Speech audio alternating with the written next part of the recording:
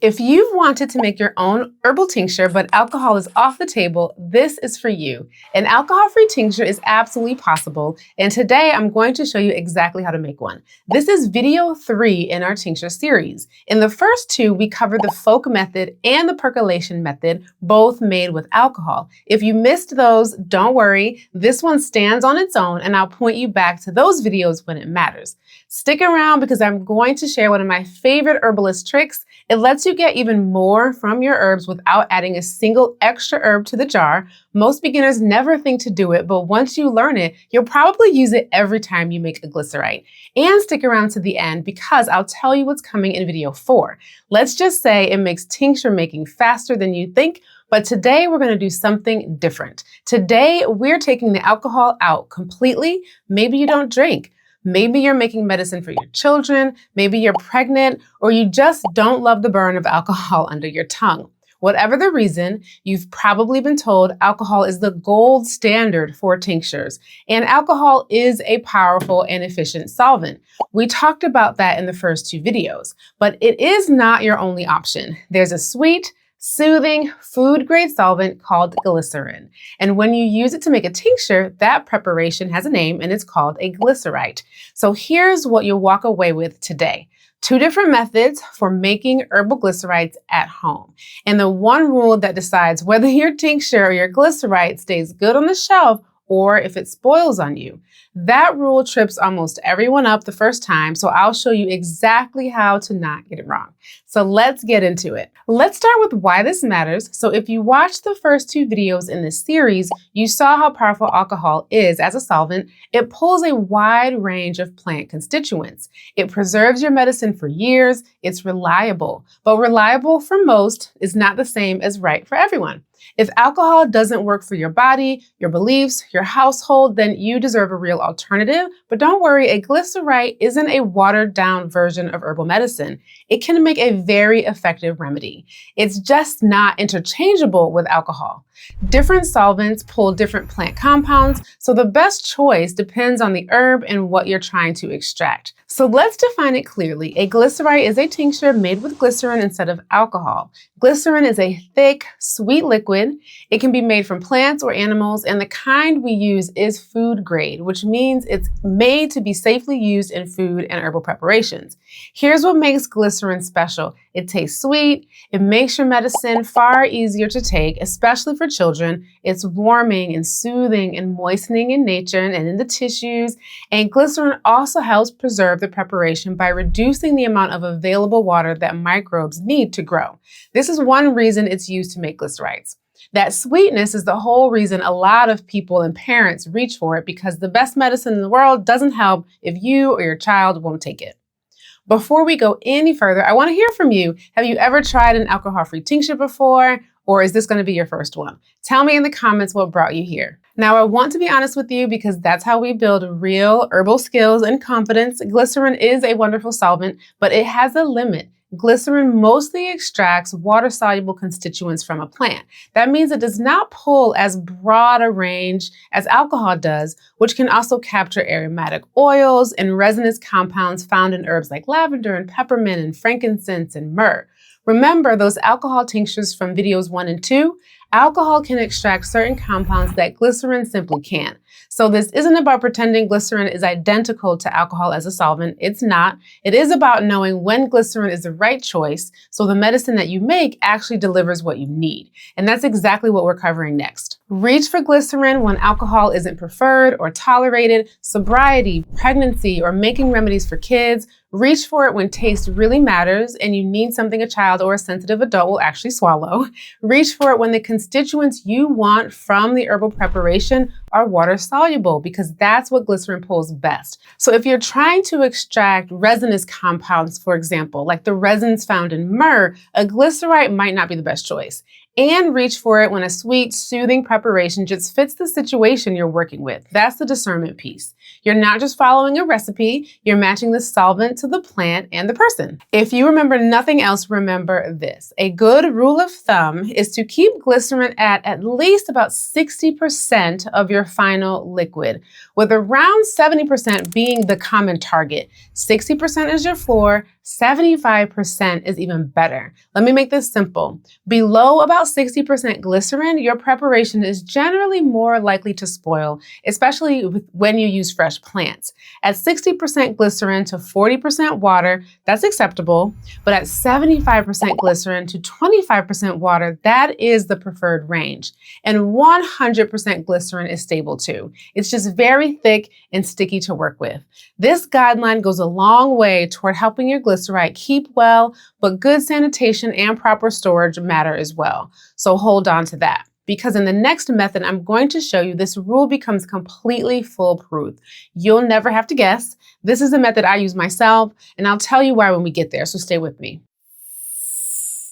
Let's make our first one. This is the simplest method and a great place to start. For this one, we'll use 100% glycerin. Now, if you've watched video 1, you already know the folk method. This is the same spirit with one important twist for glycerin. Start with a 1:4 or 1:5 herb to glycerin ratio. So fill your jar about 1/4 of the way with your dried herb, cut or coarsely ground.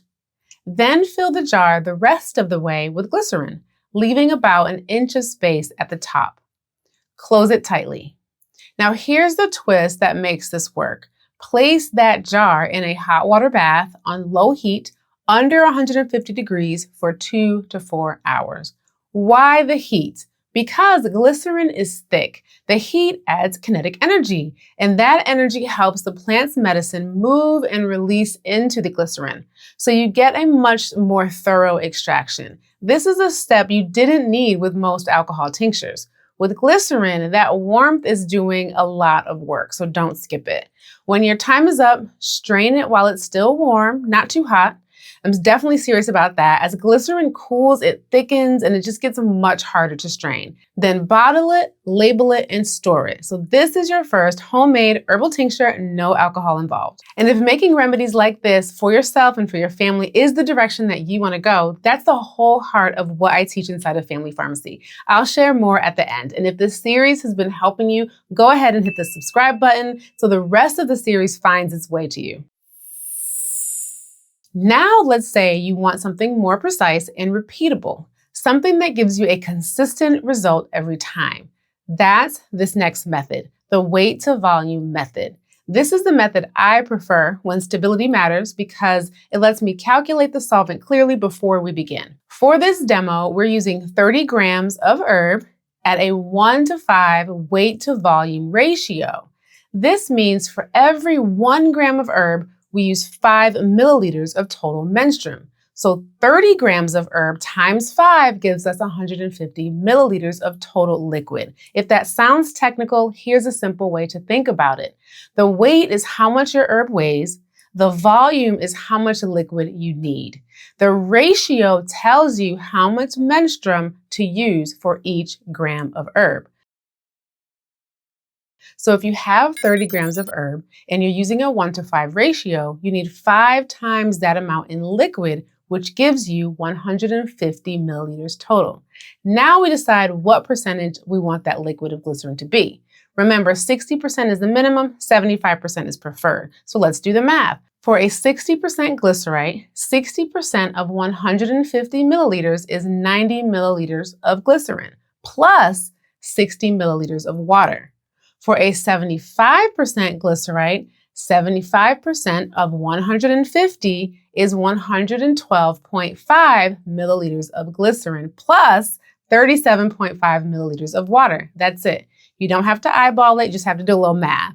You're starting with the herb weight, using the ratio to find the total liquid, and then splitting that liquid into the right amount of glycerin and water. That gives you a much better chance of making a glycerite that is both consistent and shelf stable, and it widens the range of constituents you extract. Now here's a little herbalist trick. If you're using a glycerin and water blend, you can replace that water with a strong decoction of the same herb. So for example, if you're making an astragalus glycerite, make a strong astragalus decoction, strain it well, let it cool completely, and then use that in place of the water. It's a simple way to include even more of the herb's water-soluble compounds in your finished glycerite. Just remember, the decoction replaces the water. It doesn't get added on top of it, so your final glycerin percentage stays the same. I'm curious which way you're leaning, the hot water bath with the folk method or the weight to volume method. So drop that in the comments and tell me which one you'd like to try first. Now, if this process still feels like a lot, hold that thought. In video 4, I'm going to show you a method that speeds up the whole thing. More on that in the end. So what's happening here is exactly what I explained in the folk method tincture video. We don't have enough solvent to completely submerge the licorice, so we have to adjust. The herb I'm working with is not only bulky, it's also absorbing a lot of the solvent.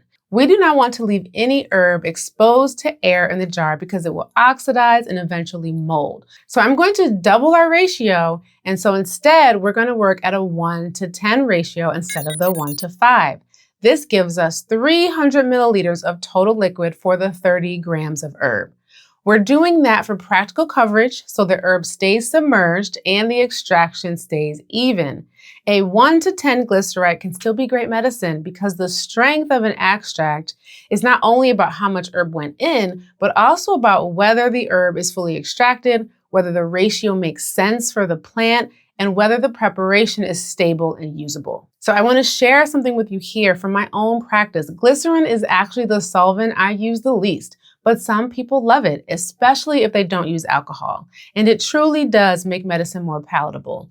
When I do make a glycerite, here's what I'll tell you honestly, I find it easier to use the weight to volume method because with that method, I can be sure my percentages are correct. So I know exactly what my glycerin percentage is, which gives me much more confidence in the finished preparation. That's the truth of how I work. The folk method is good though, and it has its place. But when stability matters, I want the math on my side and not guesswork. So let me ask you honestly, before this video, did you assume an alcohol-free tincture had to be weaker or less serious than one made with alcohol? Tell me in the comments below. Now, everything I've shown you so far works beautifully with dried herbs. But what if you're working with fresh plants from your garden or from the grocery store? There are 2 adjustments you need to make.